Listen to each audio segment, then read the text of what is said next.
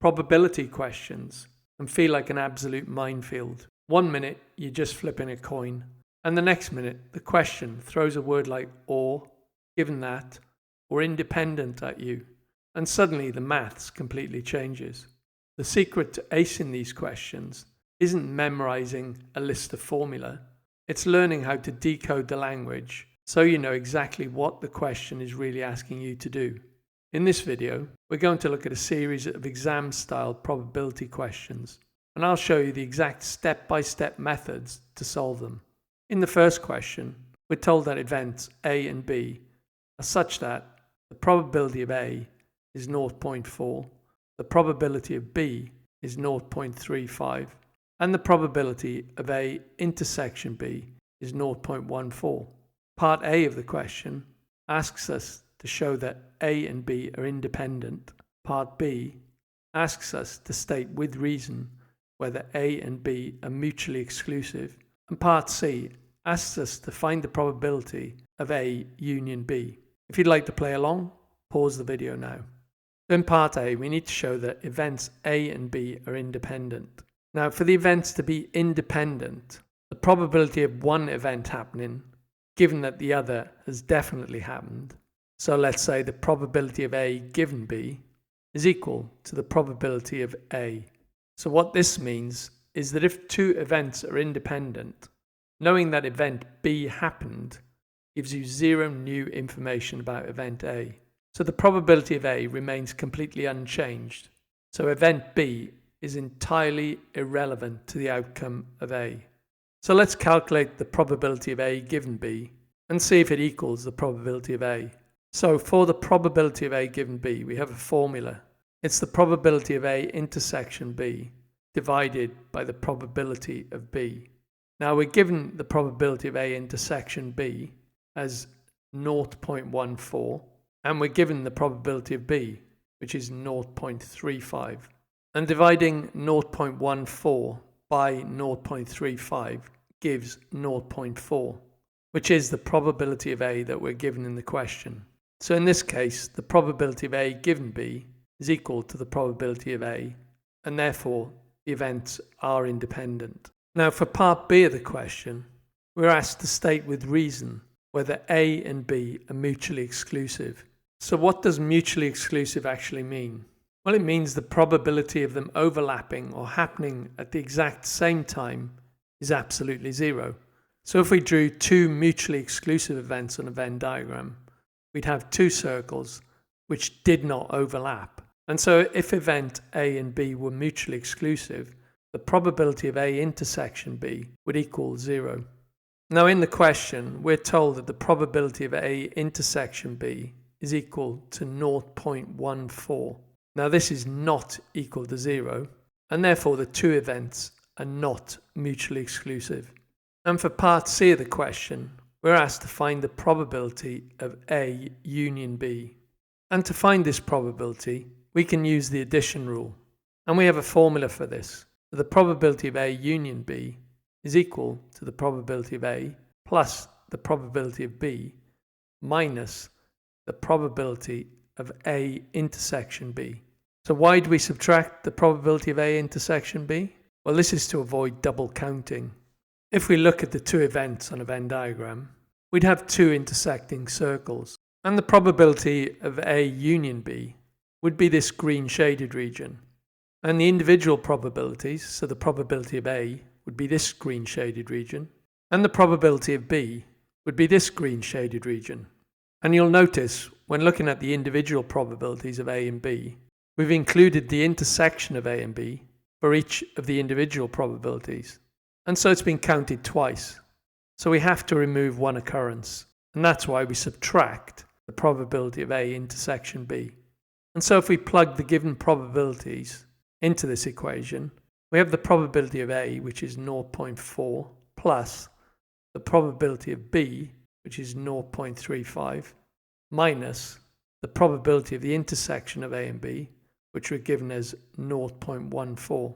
And if we calculate this, we get the probability of A union B equals 0.61. In our second question, we have a class of 40 students. 20 play football 18 play basketball, 16 play tennis, 8 play both football and basketball, 7 play both football and tennis, 6 play both basketball and tennis, and 3 play all 3 sports. Part A of the question asks us to draw a Venn diagram showing this information. Part B asks us to find the number of students who play none of the 3 sports. And Part C asks us to find the probability a student plays tennis given that they play basketball. If you'd like to play along, pause the video now. And so looking at Part A, we have a 3-circle Venn diagram and all circles intersect. So let's start by filling in this information. We'll begin at the center, which represents those students that do all 3 sports. And we're told 3 students do all 3 sports. So I've placed the number 3 in the green shaded region. We're also told that 8 students play football and basketball, which is represented by the green shaded region on the Venn diagram. But to determine how many of those just play football and basketball, we need to subtract 3, which represents the students that play all 3 sports, from 8. And this gives us 5. And the number 5 goes in this green shaded region. We're told that 7 students play football and tennis, and this is represented by the green shaded region here. But to determine how many of those just play football and tennis, we need to subtract the number 3, so that's students that do all sports, from 7, and this gives us 4. So I've placed the number 4 in the green shaded region. And then we're told that 6 students play basketball and tennis, so this green shaded region here. But to determine those students that just play basketball and tennis, we need to subtract 3, which is those students that do all 3 sports, from 6. And this gives us 3. And I've placed this number in the green shaded region. And we're told that 20 students play football, and this is represented by the green shaded region. To determine those that play exclusively football, we need to subtract the numbers 3, 4, and 5 from 20, and this comes to 8. So I've placed 8 in the green shaded region. We're told that 18 students play basketball, represented by the green shaded region. To determine those that exclusively play basketball, so the green shaded region shown here, we need to subtract the numbers 3, 5, and 3 from 18, and this gives us 7. And I've placed the number 7 in the green shaded region. We're told that those students that play tennis is equal to 16, and this is represented by the green shaded region. And to find those students that exclusively play tennis, we need to subtract 3, 4, and 3 from 16, and this gives us a value of 6. And I've placed this number in the green shaded region. And so to find the number of students who play none of the sports, so the green shaded region on the Venn diagram, we need to subtract all the numbers in the circles from the total number of students, which is 40. So we subtract 6, 3, 3, 4, 7, 5, and 8 from 40, and this gives us 4. So there are 4 students that don't take part in any of the sports. And I've placed this number in the green shaded region. If you'd like to support the channel, you can now become a member to get early access to every video. To join, you can use the link displayed here, or just hit the join button right below the video. And for the last part of the question, we're asked to find the probability a student plays tennis given that they also play basketball. So this is a conditional probability question, and we have a formula for this. It's the probability of the intersection between those students that play tennis and basketball divided by the probability of those students that play basketball. And to find the probability of the intersection between those students that play tennis and basketball, we need to look at the numbers that play both. So I've marked the green shaded region as those students that play both tennis and basketball. So we have a total of 6 students that play both. And we need to divide this by our sample space, which is 40. And then to find the probability of a randomly selected student playing basketball, we need to look at the numbers that play basketball. So the green shaded region on the Venn diagram represents those students that play basketball. And if we sum the numbers in this region, we get a value of 18. And if we divide this by a total sample space of 40, we get this probability.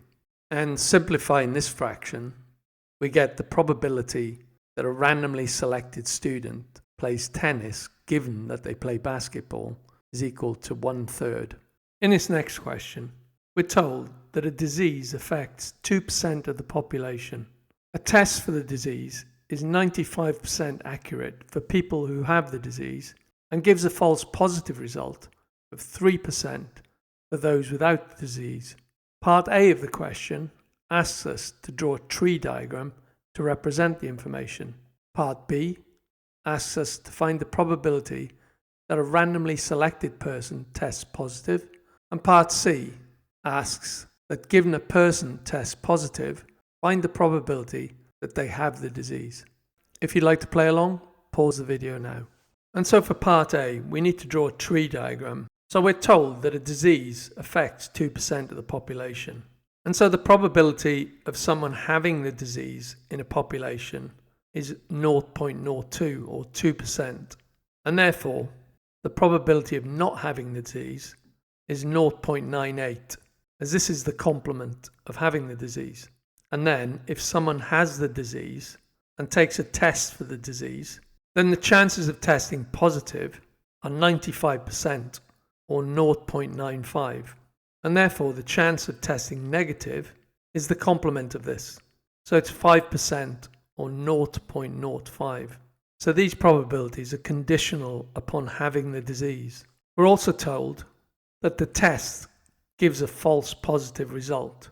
So for those people not having the disease, 3% of them will test positive. And therefore, for someone not having the disease, there's a probability of 0.03 that they'll test positive. And therefore, the probability of testing negative if they don't have the disease is 0.97, as this is the complement of testing positive. Now we have our tree diagram. Let's look at part B of the question, which asks us to find the probability that a randomly selected person tests positive. If we look at our tree diagram, there are two ways of testing positive. So you can have the disease and test positive, so this branch of the tree, or you can not have the disease and test positive, so along these branches of the tree. So the probability of having the disease and testing positive is 0.02 multiplied by 0.95. And as this is either or, we need to add the probabilities. So plus the probability of not having the disease and testing positive is 0.98 multiplied by 0.03. And if we calculate this, the probability of testing positive is 0.0484. Now let's look at part C of the question, which says, given that a person tests positive, find the probability that they have the disease. So this is a conditional probability question, which is asking us to find the probability that a person has the disease given that they test positive. And we have a formula for this. It's the probability of the person having the disease multiplied by the probability that a person tests positive given that they have the disease, divided by the probability of testing positive. So let's pick some of these probabilities off the tree that we've drawn. So the probability a person has the disease is 0.02, and the probability that a person tests positive given that they have the disease is 0.95. And we divide this by the probability that someone tests positive. And this is the probability that we calculated in part B. So we know that this is 0.0484. And this fraction equals 0.39. So the probability that a randomly selected person has the disease, given that they test positive, is 0.39. So in this fourth problem, we have a biased coin, which gives the probability of a head as 0.3, and the coin is tossed 3 times. Part A of the question asks us to draw a tree diagram showing outcomes and probabilities. Part B asks us to find the probability of getting exactly 2 heads, and part C asks us to find the probability of getting at least one head. And if you'd like to play along, pause the video now. So this is our tree diagram based on the coin being flipped 3 times. Each time the coin is flipped, the probability of getting a head is 0.3. And therefore, the probability of getting tails is 0.7. Now these are independent events. So each time the coin gets flipped, the probability of getting a head is still 0.3 and the probability of getting a tail is 0.7. And as you can see, we have 3 levels of the tree diagram, one to represent each flip of the coin. Part B of the question asks us to find the probability of getting exactly 2 heads. So there are a number of ways this can be achieved. So when we flip the coin for the first time, we can flip a head, and then we can flip another head, but then we have to flip tails. So this branch of the tree diagram. So this is 0.3 squared multiplied by 0.7. Or the first flip of the coin gives us a head, the second flip of the coin gives us a tail, and then the third flip of the coin gives us another head. And because this is either or, we add the probability. So we have 0.3 squared again, multiplied by 0.7. And the other way of flipping exactly 2 heads would be on the first flip to get a tail, and the second and third flip to get heads. So this again would be 0.3 squared multiplied by 0.7. And once again, we add this probability to the others. And if we calculate this, we get 0.189. So the probability of flipping exactly 2 heads is 0.189. And part C of the question asks us to find the probability of getting at least 1 head. So when we flip the coin 3 times, that's the probability of getting 1 head, or 2 heads, or 3 heads, as they all satisfy the probability of getting at least 1 head. So let's look at the individual branches of the tree diagram and see which ones satisfy this. In fact, nearly all of them do satisfy this, as we'll see. If we flip 3 heads, so this path here, the probability of doing that is 0.3 cubed. We can flip 2 heads and a tail, so this path here, and the probability of doing that is 0.3 squared multiplied by 0.7. Or we can flip a head, then a tail, and then a head. So this path here, and the probability of doing that is 0.3 squared multiplied by 0.7. And then we can flip a head followed by 2 tails. So this path here, and the probability of doing that is 0.3 multiplied by 0.7 squared. Then we might flip a tail first, followed by 2 heads. So this branch here, and the probability of doing that is 0.7 multiplied by 0.3 squared. Then we might flip a tail, a head, and then a tail. So this path here. And the probability of doing that is 0.7 squared multiplied by 0.3. And then finally, we could flip a tail, followed by another tail, and then a head. So this branch here. And the probability of doing that is 0.7 squared multiplied by 0.3. And as you can see, the only path that doesn't give us what we want is this one, where we flip a tail, followed by another tail, followed by another tail. All other paths give us at least 1 head. And when we sum these probabilities together, we find that the probability of getting at least 1 head is 0.657.